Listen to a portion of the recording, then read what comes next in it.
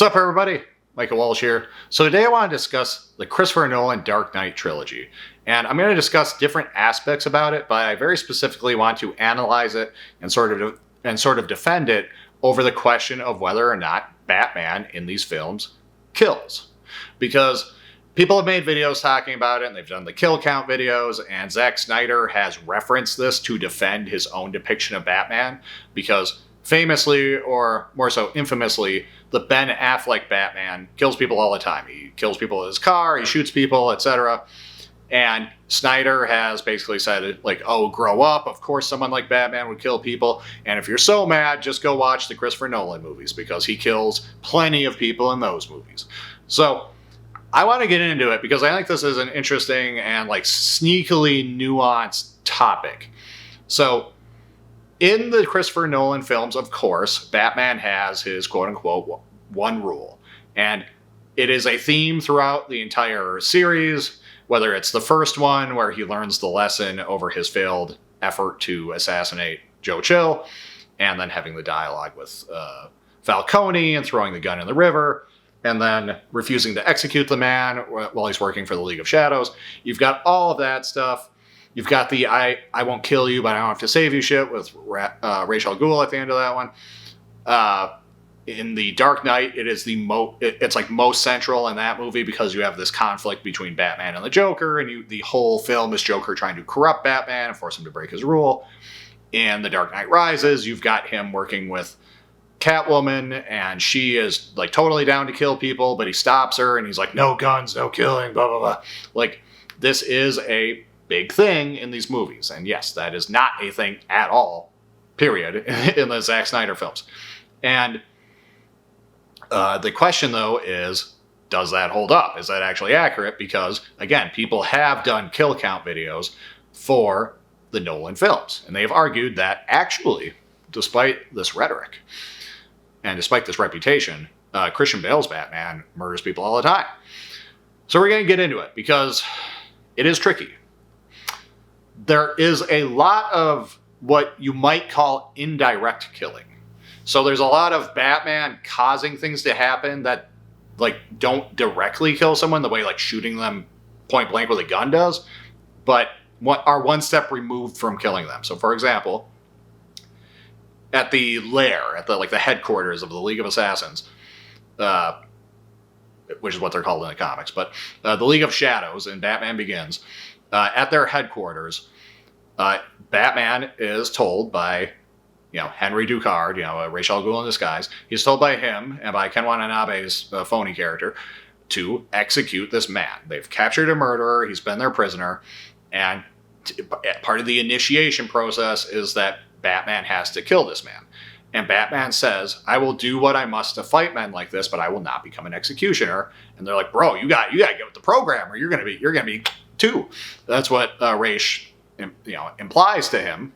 And Bruce says, all right, well, I'm getting out of here. And there's this branding hot poker on a bed of coals. And he, instead of chopping the man's head off, he uses the sword to flip the hot poker up into the air, and it lands in a pile of gunpowder, basically, because they're ninjas and they use smoke bombs and shit. And it starts a big fire, and the building, this is like a wooden fortress, it starts on fire, and a big fight breaks out because Batman's fighting everyone, and the gunpowder starts blowing up, and eventually the whole fucking building blows up. Now, it seems like most of them escape, but some huge amount of them do not escape this building, including Ken Watanabe. Something falls on him and he dies. And Batman leaves, and Ra's al Ghul is unconscious and he's sliding down the ice, and Batman saves him, and then that's why later in the film he says, I don't have to save you. So, did Batman kill these people? Is a question. Because you'd say indirectly, yes. You could say, well, bro, you started the fire. You knew these things were in here. That's why you flipped it. You knew it would start a fire. And a shitload of people died. Now, Batman could say, look, I started the fire. I created, a dangerous situation. I could have died as well, but I wasn't trying to kill myself. I was trying to escape. I was trying to get out of here. And if everyone else had just fucking left and not tried to kill me, they would have lived too. He could say that. That could be his argument. Even like Ken Watanabe, like they're fighting, and Ken just happens to like have shit land on him. Like if you weren't fighting me, bro, like that wouldn't have happened, right? Like, if you just would have fled and not been evil villains that were gonna kill me, you wouldn't have died. But I didn't actually kill you directly. I didn't behead you. I didn't blow you up with a bomb directly. It's not like I pulled the pin of a grenade and like shoved it down your jacket, like in that Peaky Blinders movie. I didn't do that. I didn't push. This ceiling that landed on you. I didn't like smash it to land on you. That's just like shit happening. Yeah, it's like that George Carlin joke. Like, that's back there. So you have an argument there. We'll table that for now. I'm gonna kind of give some rulings on some of these topics, but that's sort of the dynamic. Later in the film, you've got the scene with Ra's al Ghul on the train where Bruce leaves him there. Again, Bruce could say, "Look, I didn't make this happen. You made this happen. I had to stop this train from killing people. We're both on the train. I'm getting off the train. You can get off the train. I'm not going to like force you to stay on the train. I'm not going to keep you. I'm not going to kill you directly. I'm not going to like throw you off the train so you die. I'm not going to tie you up so you can't escape. But escaping is on you. And if you can't escape, then tough shit. You made this situation." Okay? That would be the counter argument, I think. It's an act of omission versus an act of commission. Would that be the word? But it's allowing a thing to happen through an action rather than causing it directly to happen. That would be the argument. In The Dark Knight, we have some similar stuff kind of going down. Most notably, at the end of that film, Batman is confronting Harvey Two-Face. And Two-Face has Gordon's boy with a gun to his head. And he flips the coin, and depending on how that coin lands, he's going to waste the kid. He's already shot Batman. He was already going to shoot himself. He's already killed a bunch of people. He's gone full deranged bad guy mode at this point. Batman tackles him. And all three of them, Batman, Two-Face, and the boy, they fall off this little balcony area. And Harvey lands below and dies. And Batman catches himself and catches the boy. And then he hands the boy to Gordon, and then he himself falls, and that's why he's limping in The Dark Knight Rises. That's what happens. People say he killed Two-Face. You fucking tackled him off a thing and he died. You killed him. Not inaccurate. However, there's a counter argument. Batman could say, I wasn't trying to kill him, I was trying to save the boy. I tackled him. I couldn't grab both of them. I grabbed on and grabbed the boy. Harvey could have grabbed shit himself or just survived like I did because I just also fucking fell off of that and I didn't die. Like, I was stopping him and he died by virtue of me stopping him, but I was not trying to kill him. And, there's an argument there. There's a moral distinction of a kind between like intentionally killing someone for the sake of killing them and just trying to stop them in a way that you knew might have killed, that you knew might cause them to die, but your only goal is stopping them. Those are distinguishable. So you've got that. And then in The Dark Knight Rises, you have some examples like when he stops Talia al Ghul from transporting the bomb. She and her goon are driving this big armored garbage truck thing, and Batman swoops in with the bat and machine guns it, and they crash, and they die. Like, the fucking dude appears to have died from the gunshots. It's kind of hard to tell. The editing is a little weird in a classically Christopher Nolan way, but that happens, and then they crash, and Talia al Ghul is sitting there, and she has her dying breath moment, which has since been memed on, but not her fault necessarily. I heard that there's just an interview with her where she's like, yeah, I don't know, we did a bunch of takes, and that's the one they used. So, she's a good actor. But in any case, those two people died, and Batman, he shot up the car, so like, that one is a little more cut and dry. Now, you could say as well that, especially if you argue that the driver didn't get killed by the gunshots, you could argue that he was just disabling the vehicle. And that, yeah, once it was disabled, you lost control of it such that you crashed. And yeah, that crash killed you. But that might not have happened. You still had some autonomy here to like not crash. And I was just stopping the car. I had to stop the car to get the bomb. And there was a risk associated with how I stopped the car, but I wasn't trying to kill you. It's very similar to the Harvey Dent things. Like, I wasn't trying to kill you by tackling you. If I could have somehow done the exact same thing and guaranteed through magic that you would not die, I would have done that. Same with stopping the car. But shit happens. The car got stopped in a way that killed you. Fuck you. Like, you had the bomb. Not my fault. Your fault. Yeah. Not my fault, Ra's al Ghul, that you have no way off of this fucking train. Yeah, I mean, like, not my fault, ninjas, that you tried to kill me when I was escaping and some of you died in the process. Not my fucking fault. I could have died too. This is sort of the logic in defense of Batman in these films. And there's truth to this, right? There's some truth to this. There's some issues too. So I'm going to be fair here. This is not like a totally everything about these movies is correct. Everything about Chris Nolan's approach is correct. But there is nuance here that gets missed in these conversations, right? Now, what I really, really, really, really wish they did in these movies was, and they kind of do it, but not quite. I wish they stressed the distinction a little better. So like, even just something as little as the scene in the headquarters. I really wish that Batman had, instead of saying, I'll do whatever it takes to fight men like this, but I will not become an executioner. I wish he said, I'll do whatever it takes to stop them, but I will not become an executioner. Because that phrasing makes it sound like he's willing to kill if he has to, or he's willing to do something that might cause someone to die if he has to, but it's just for the sake of stopping them. Because again, he's not trying to kill everyone in that building. He's trying to stop them from killing this dude and from killing him.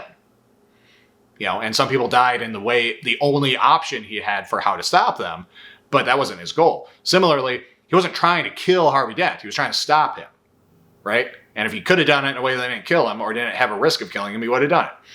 Same with stopping the car in Dark Knight Rises, right? So, like, I wish he had said that. I wish that was more clearly what his line was, because you could defend that. You could say, look, Batman, again, he'll never intentionally kill someone directly, but if he has to save lives, whilst you're in the middle of like fucking killing people or doing whatever, he will do what it takes to stop you, even if that has a chance of like indirectly killing you. Because he's just trying to stop you. He's not trying to kill you. And he's not an executioner. He's not going to kill a captured person. He's not going to kill a kneeling murderer who's a captive. He's not going to kill the Joker when he surrenders. And he's just standing there like, yeah, kill me, bro. He's not going to kill him like that because he's not an executioner. He's just willing to do what it takes to stop these people. You could make that would be very coherent. Like that would be a very, and morally that'd be pretty justifiable, frankly, like as a position. And that would explain why he didn't kill in certain cases. However, even there, like that would not hold up entirely, because even if that were it, and I'm not convinced that was it. I think this was more just kind of mismanaged in certain ways by Christopher Nolan. And I'm going to explain some things about his directing style that I think led to that. But even there, even if that was the logic, it was like, I will not kill people on purpose, just like to kill them because they're shitheads. And I will not, and if I can stop them without killing them, I will do so. And I will not kill them when they are, like, I will not execute them. I will not kill them when they are helpless. But I will do what it takes to stop them. Even that logic still wouldn't hold up fully, because you'd have like the scene in The Dark Knight where the Joker is standing in the street after the semi-truck flips over, and Batman is zooming in on him with the motorcycle, and Joker is like marching towards him with a machine gun, just shooting at cars randomly. And it's like, you can stop him from shooting the cars by just shooting him. Or if you want to just try to stop him without trying to kill him, this fucking car has like the Bat motorcycle thing like shoots big like, I don't know if it shoots bombs per se. I think it does. Those aren't just like giant bullets or bombs that it fires. Shoot the road in front of him, right? So that it like blows him back or something, or like blows concrete in his face or something, you know, and maybe it kills him, maybe it doesn't, but it stops him, right? Like you could still do shit. This whole scene where he's beaming towards him and he's like, come on, hit me. And Batman's like, oh my God, oh, blah, blah, blah, blah, blah. You know, that could have been avoided even if this was your rule, right? Even if it's like, I will stop you, but I won't be an executioner, right? So even there's like little errors, little plot holes, whatever you want to call them, little moral inconsistencies across these movies. So again, I'm not like defending everything about this. However, I think there's nuance here. I think one of the weakest is the Ra's al Ghul shit. The I don't have to save you. That to me is harder to like that. That's pretty hard, especially as a superhero. It's like, bro, you're just gonna let this guy die? Like I'm kind of glad they only did that the one time, and that wasn't like a reoccurring theme in the subsequent movies, because that's hard to morally make sense around. I get it. Again, you get the defense that I laid out already of like, oh, but like you can escape, I can escape, like we're both on a train that's going to crash any second. But yeah, still, that's kind of weak. I don't like that. So there's all that. Now, again, I said I'd mention how Nolan's directing style, I think, is like a big factor here. So Nolan, I love Christopher Nolan. I'm an indie filmmaker. I'm influenced by Christopher Nolan. Christopher Nolan has made several of my favorite movies. I like every Christopher Nolan film, period. I like Insomnia. I like Interstellar. I like The Dark Knight Rises. I like Christopher Nolan movies. And I was listing those because those are the ones that get the most heat. So I like the more popular ones too. I like all of them. But they've got flaws. In fact, I am going to make a video at some point about the critical, logical flaw in the ending of The Prestige. And it connects to the video game Soma, but that'll come later. But Christopher Nolan, I've seen interviews with him discussing his directing style and influence, and here's my opinion. He's got two different considerations that make sense but are at odds with each other. They make sense on their own, but together they don't mix. And the one of them is causing these problems. So Christopher Nolan is a believer in what's called fridge logic. That is a Alfred Hitchcock term. And it basically says, like, movies don't have to make perfect sense. Okay? That's not their point. They're meant to be viewing experiences. And fridge logic is stuff that, as you're watching the movie, it doesn't even occur to you as like what you would now call a plot hole. And I think that's a misused term more often than not. Excuse me. But like some inconsistency, some flaw in the movie. Some logical inconsistency or error. It's something that doesn't occur to you in the moment, as Hitchcock phrased it, but like would occur to you when you get up for your midnight snack and you're like opening the fridge and you're like, oh wait, how did Batman get, like that's why it's called fridge logic. It's the logic of the error occurs to you late at night at the fridge. So an example of that is like, North by Northwest, how Cary Grant fell in the water in this scene, how is he dry in the next scene? Like that's that sort of fridge logic plot hole error. It's sort of like the interview with Mark Hamill with where he's talking about Harrison Ford and how Hamill was saying to George Lucas, like, well, wait a minute, we were just in that garbage heap in the previous scene. Shouldn't my hair be like wet and gross and covered in garbage and shit? And Harrison Ford goes, kid, it's not that kind of movie. If people are noticing your hair, we messed up. And Harrison Ford is correct. And that is fridge logic. That's the sort of thing where it's like, yeah, why was he not wet in the next scene? Fridge logic. So Nolan is a believer in that. Nolan is a believer that movies can have errors that of that ilk that might occur to you eventually, but when you first watch it, you don't really care about. He's a believer that those are justified in being there. And one of my favorite examples, and one I've used to explain this concept to like people in my own movies I've directed, when I'm working with people and they're asking me like, well, when we cut from this shot to this shot, is there some sort of error? And I said, they won't notice, is what I say. But there's a scene in Batman Begins where it's at the party. It's at Bruce's birthday party in his mansion. And Alfred is like, bro, you got to go fucking talk to these people. And he shows up and he says hi to everyone. And he's smooching, he's being the social guy walking around. And this old lady says, oh, Bruce, there's someone you absolutely have to meet. Now, am I pronouncing this name correctly? A Mr. Ra's al Ghul? And Bruce goes, oh, what? And he turns and looks. And there's some fucking guy in like a Ra's al Ghul costume. And he turns and faces. And Bruce looks at him very seriously and he says, "You're not Ra's al Ghul. I watched him die." And then Liam Neeson, the real Ra's al Ghul, emerges behind him and says, "But is Ra's al Ghul immortal? Are his methods supernatural?" And Bruce turns and faces him and he goes, "Are cheap parlor tricks to conceal your true identity, Ra's?" And then they just start talking about fucking Ra's al Ghul and Batman shit. And that's a cool scene. It's a cool reveal. That whole party scene is great. But the old woman. What about the old woman?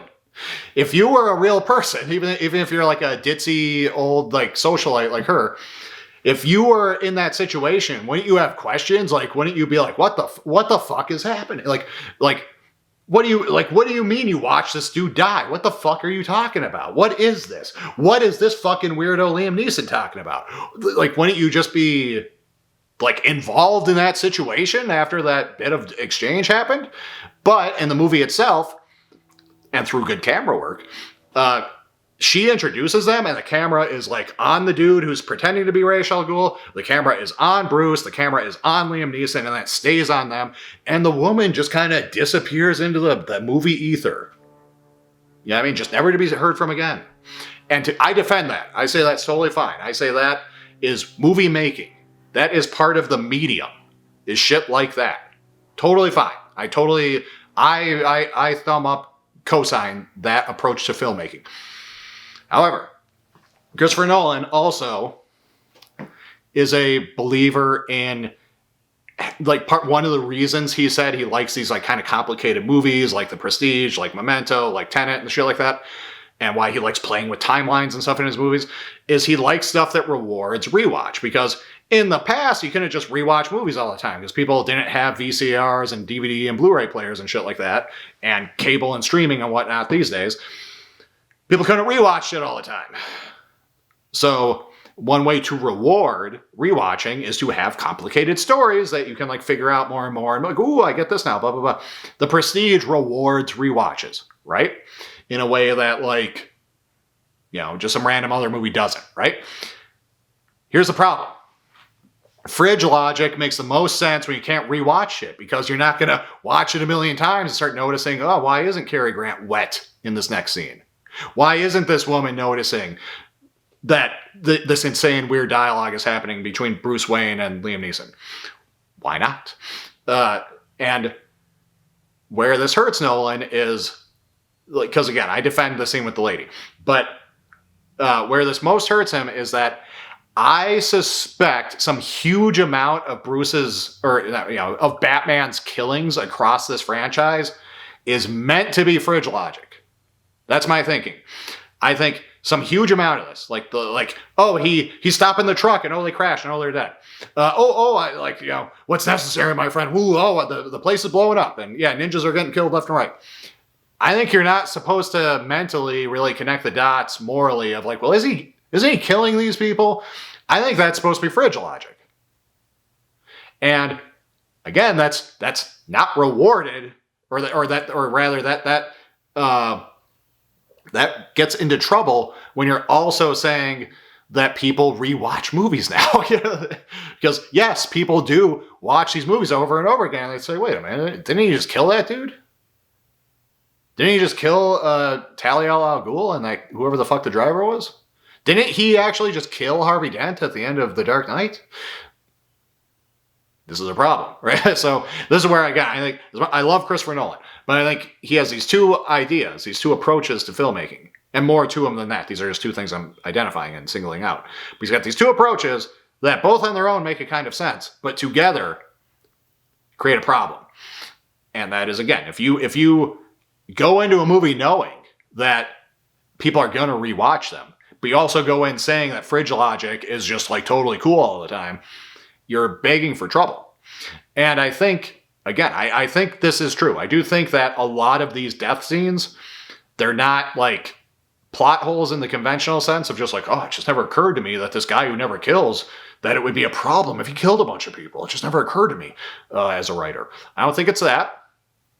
And I don't think there's like a full-on in-universe explanation because, again, I think you could have made one more coherently if you said that, I will stop people, whatever it takes, but I won't become an executioner.